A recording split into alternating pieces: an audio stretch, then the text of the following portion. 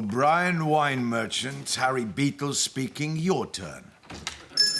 Only me. Yes, we deliver anywhere inside London. How many cases are you after? 1 bottle. Oh, yes, absolutely. Yes, we'll dispatch it straight away. Top priority with you by lunchtime. Who was that? Wrong number. Is that fresh croissants that I smell from Café Momus, baked by Henri? No, wait. Oh, Jean-Pierre. That's what you sent me 20 minutes out of my way to get, Thank yes? God, will be a darling. Pop a croissant in my mouth and chew it for me. Look at the state of you. Did you carry on drinking last night when I went to bed? What time did you go to bed? 1. What was the question again?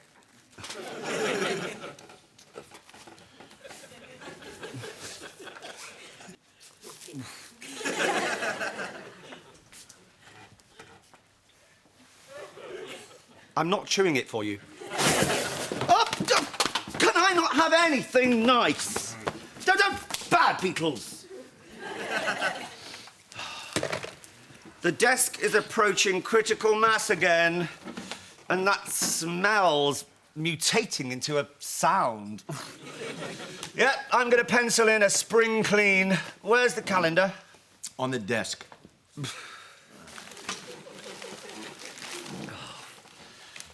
Coffee? It's cold. I'm going back to sleep. You haven't even tried it. I can smell it's cold. Oh. Now, wake me in the springtime. After the spring clean. Will? Yes, Beatles? Read to me from Dickens' account book. No, you're wearing it out. Oh, but you know how it comforts me. Go on, his last order, yeah? And do the voice.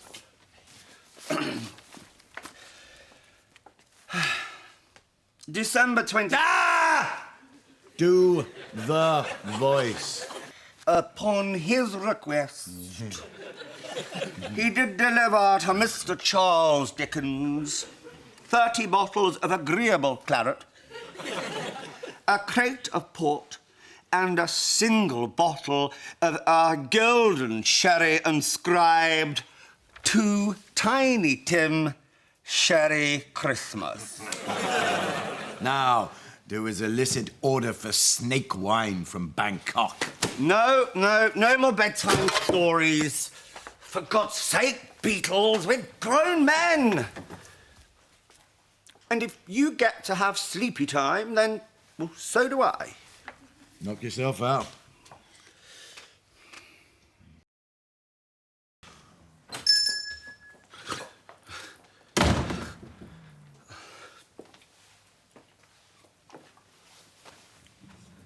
Well, I'll go, shall I? You look like you need some help. You are open, aren't you? Technically, yes, but it's a little early, so if you could come back later, that'd be aces. Oh, OK. It's just that I was told to start at 10. And it's a good time to start, yardarm be damned. This is a test, isn't it? Ah, nice try. You have to get up early in the morning if you want to catch me out. So you see our problem? Oh, Holly Fitzroy, I start work here today. What did she say? You really did start at 10, didn't you? I bet you're looking for the wine warehouse down the street. They'll take anybody. Even girls. No, I'm meant to be starting here at O'Brien. Uncle Jerry sent me. Jerry! As in Jerry Fitzroy, owner of O'Brien. Oh, I've known some nepotism in my time, but this doesn't benefit me at all. Louder. Louder! Louder! No, it's too loud! How do I make it stop? I take it he didn't tell you. No, but we're taking it very well. You've reached the voicemail of Jerry Fitzroy. If this is Beatles calling, shut up, Beatles. Mailbox full. Goodbye. Beatles, taking on an extra member of staff might actually be beneficial. Oh, my God. You fancy her, don't you? Prepare to be wooed with plagiarised poetry. Oh, ignore him. He's always crabby before 11s. Let's start the tour. This is the shop. These floorboards... Do you know much about poetry? No. Oh, good. These floorboards have been trodden by the likes of Oscar Wilde, William Shakespeare, and even Sherlock Holmes in the case of the missing subplot. What is he doing? That's Beetle's dark place. It's where we keep the American wines. Their brashness fuels his melancholy.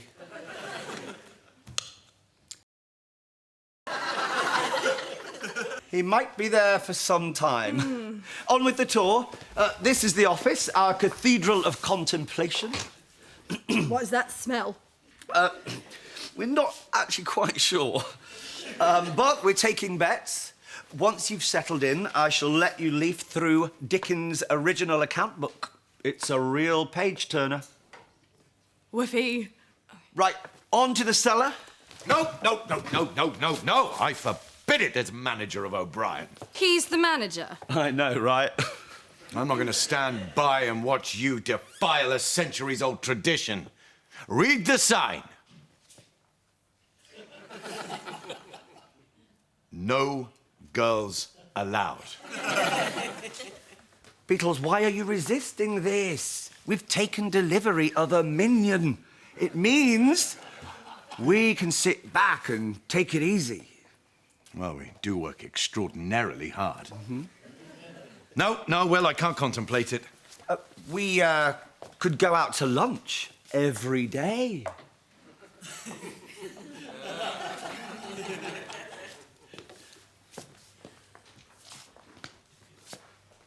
Promise you will never leave! Icing sugar. Oh. Trust me, it gets everywhere. On to the cellar. Oh, that smells actually making my ears hurt. If you think that's bad, you should smell our flat. What are you doing later?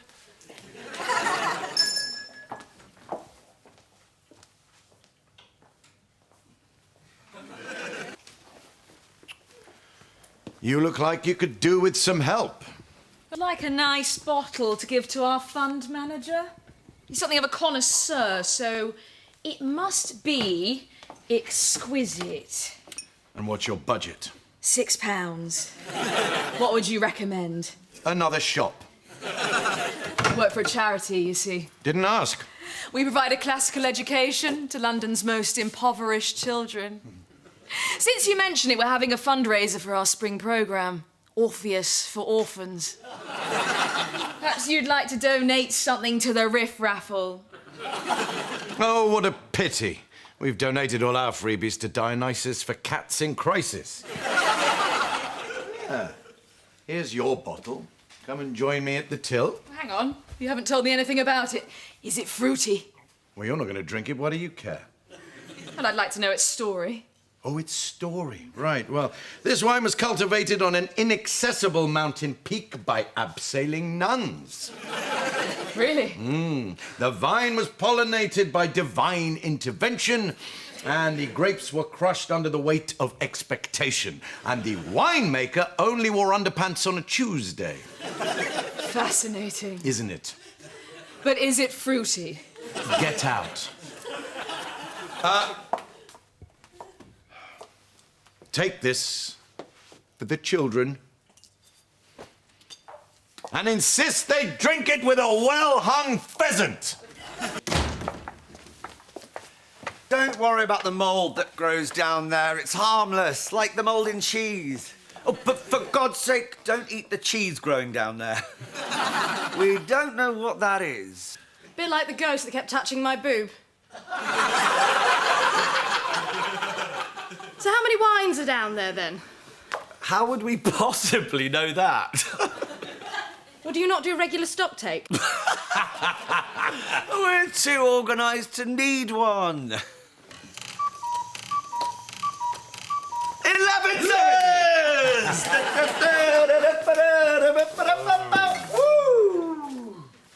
It's 10 past 10. Take it up with the cuckoo. No, I'm sorry, but this just won't do. We really need to get down to business. That's really not in the spirit of elevenses. Well, first order of business, I'm banning elevenses. I'm sorry, things are going to change now that I'm in charge. Shut up! What?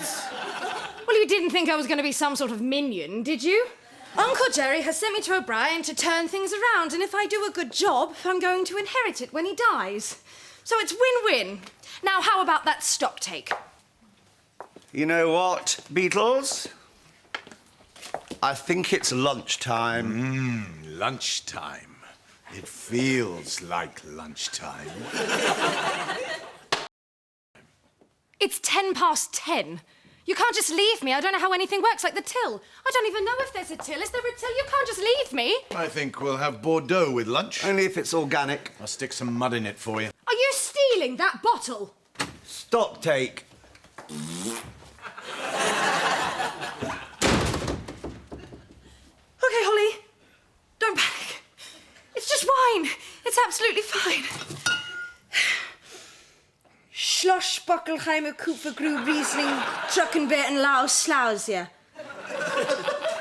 What? Don't worry, the back label will explain everything.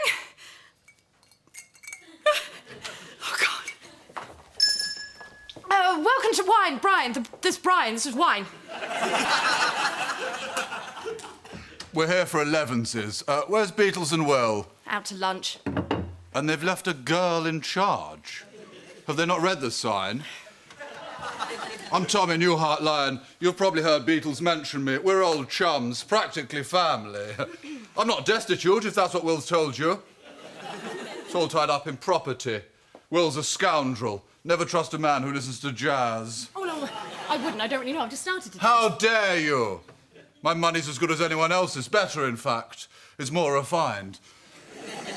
I'll prove it. I'll buy something refined. Where's your burgundy section? Burgundy. The colour? The national curriculum fails us again. Oh, have some pity. It's my first day. Ah, the dreaded first day. I absolutely refuse to have one. Well, I don't know how anything works, so if you want to buy something, then I will write down the details and, you can just pay cash. Well, how do you usually pay? Grudgingly. On account. Fine. You grab a bottle, shout out the details, and I'll write it down. OK. So, if I were to say this bottle of Haute Brion, 1945... Hot Biro, 1945. And that's the price, is it? Don't be ridiculous. Well, how much is it then? Ah, it's, £10.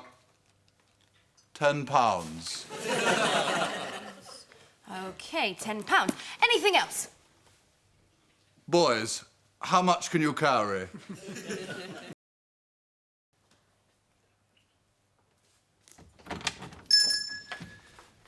Beatles, No, I don't want to. You can't make me. I'll tell our landlord you've installed a sex swing. We've decided to come back under several conditions. You leave, I'm manager, everything goes back to normal. And what makes you think I want you back? I was doing fine without you. I made 300 quid. Pfft, big deal. I make that in an hour. You make £10 an hour. £10 an hour? You can't even get a babysitter for that. Not the kind you employ.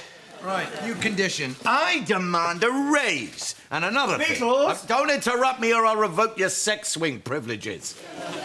Beatles, all of our rare wines are gone. Holly, what have you done with these wines? The clearance section. I sold them. What? I know. Turns out I'm a natural. Now, whilst you're out, I drew up a manifesto outlining my vision for O'Brien. So, going forward, when people touch our brand, I want to make sure that they get a retail high, not hepatitis. Where did you get that? That's Dickens' account book. Little bit of Tipex. Oh, the priceless, personally annotated record of Dickens' beautiful wine purchases, bookended with loopy scribbles and hearts above the eyes. Well, in my defence, that's my best handwriting.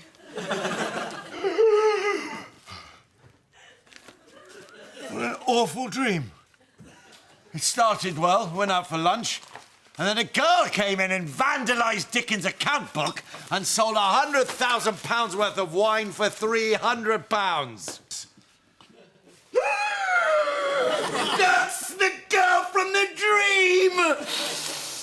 Connect the dots, Beatles. £100,000. That couldn't be the amount of the wine that I sold because they were all old and mouldy. They're the best ones! Do you know nothing about wine? Well, getting back to the manifesto... Oh, good. National curriculum fails us once again. I don't know anything about wine, fine, but I do know about business. You lost 100 grand in one morning. Even I've never managed that. And this is why we have the sign. This is just so unfair. I had so many ideas and I was going to work really hard. And, oh, God, I told them I was going to change the face of wine retail. Mission accomplished. Oh, I can hear them laughing already. I told her it would be a disaster. This is why we don't let her drive the tractor. Perfect. We've been sunk by a Wurzel. It does get better, you know. Beatles, have you been eating the cellar cheese again? You know, I was ostracised after prep school. Teacher asked us what we wanted to be when we grew up. Apparently, restaurant critic wasn't the correct answer. No, and it still isn't. And then when I joined a wine shop, well, that was just the cherry atop their gâteau of disappointment. They cut me off and declared me a wastrel of the highest order. I remember the Christmas card. Now, Oh, Beatles... God, when Uncle Jerry finds out. No. You leave nasty Uncle Jerry to me. I hate to interrupt, but we're missing 100 grand's worth of invaluable wine. Siren, we hate you! You hate me? You hate me? You hate me? Yes. Are we meandering toward the point? You abandoned me on my first day without, I should mention, even the briefest health and safety training. I could have climbed a ladder incorrectly and died. So thinking about this is your fault. This is your fault. We admit nothing. We admit everything. Please don't take my wine shop away. These bottles are my next of kin. It's true. He listed the 61 Latour as his emergency contact. Give me one reason why I shouldn't fire you both on the spot. Because I know exactly where our rare wines are. Tommy! Darn it! Double-crossed by my own flesh and blood, thrice removed. Yep, thrice. Well, get them back then. Oh, weren't you about to fire us? Well, get them back and we'll talk. Make me manager. You can be Grand High Priestess for all I care. Just get the wines back. Our manuscript restorer. Over the years, Beatles' sticky fingers have cost us a fortune. And still are. Beatles! Beatles!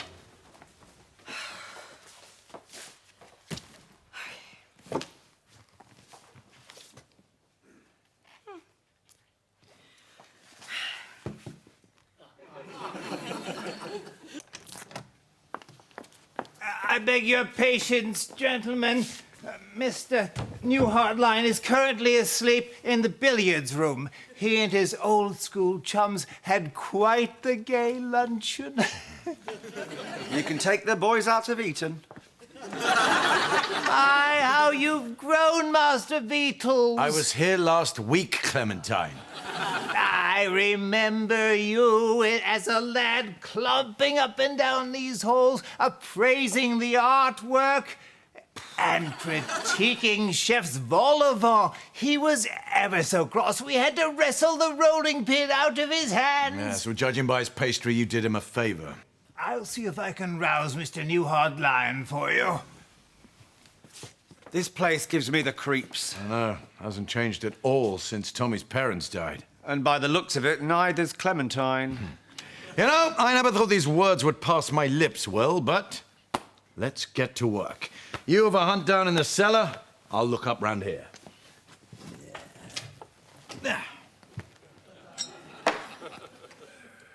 This place is massive. Where's the... Oh, that's your idea of hunting around, is it? I'm just preparing myself to distract Tommy. You know how I wilt under the pressure of small talk. Oh, someone's coming. Right, sell us through the kitchen. Go on, hurry up. You senile oaf. I told you to tell them to bugger off. Why did you let them in? It was hard to make out what you were saying, sir. You were face down on the billiards table. You'll rue the day you let those swindling swine into my house. Boys! How the devil are you? Where's Will? Who cares? I just popped round for a little natter with my old chum Tommy. You hate natter. Look, if this is about the wine... Oh, heaven forbid. No, no. In fact, I applaud you.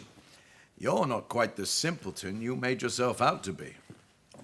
Clementine, this sherry glass does not fit my needs. I'll fetch your mug, sir.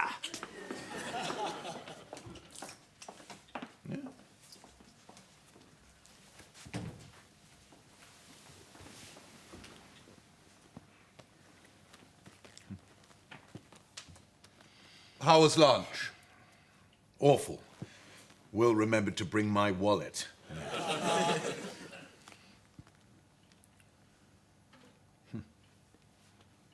Your parents, are they still dead? You're wilting under the pressure to make small talk. Something's going on. What's that noise? I found the bottles! Scarpa! Swine! Every man for himself! You're lucky I'm wearing my velvet billiard slippers. Clementine! After them! After whom, sir? Sherry? Obviously.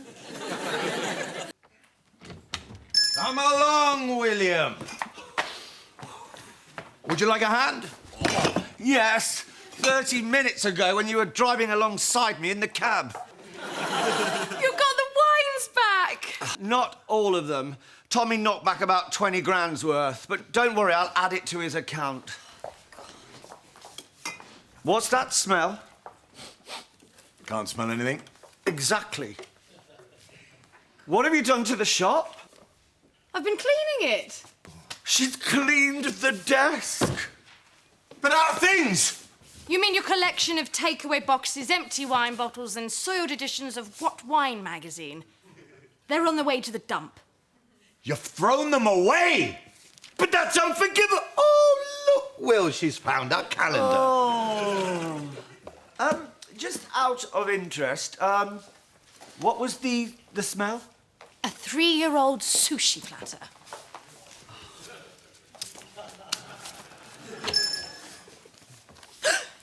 You! Return my wines. You tricked me on my first day. Have you no conscience? No, and neither does my lawyer.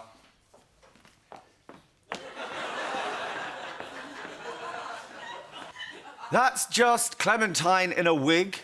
Permission to approach the bench?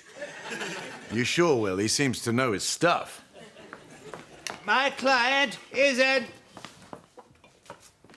Honest man. Stick to the script. He agreed a price with your colleague and paid the price set. By the power vested in me, I find in favor of the defendant. Darn it, Will, we're banged to rights. But how did he pay for them? I mean, there's no way he paid cash. I paid on account, fair and square. Well, I froze your account. You owe us 30 grand. Pish! You working-class thugs are so obsessed with what everyone owns and owes, it's vile. Now give me back my wines! Do you have a receipt? Was that good? Yeah. You wrote it down in that book.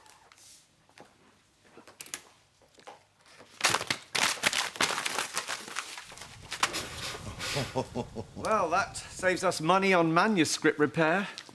I haven't sold any wine today. Beatles, Will, have you sold any wine today? Nope. Am I the Grand High Priestess yet? So I'm sorry, but no receipt, no sale. So how about we talk about that 30 grand you owe us? Let's not. Oh, unhand me. You'll never get a penny. Ah! I might be amenable to some sort of payment plan. Well, I might have something a little bit more immediate in mind. Merlot. Merlot. Chardonnay. Chardonnay. Chablis. This is torture. How much have I paid off? Less than the interest you've accrued since you've been here. I mean, I fail to see the point in all of this. We are not going to change the face of wine retail with a shop covered in filth. It's not filth, it's history. Watch it, Oaf!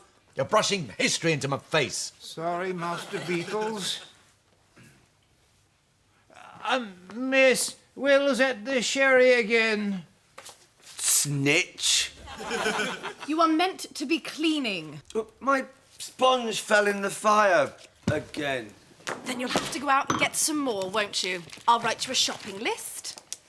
Will you stop writing in that?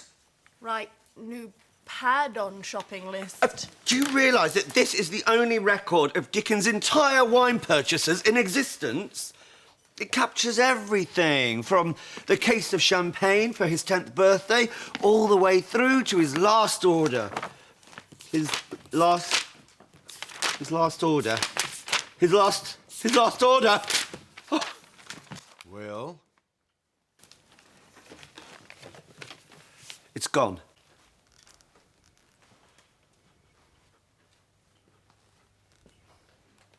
Not Sherry Christmas.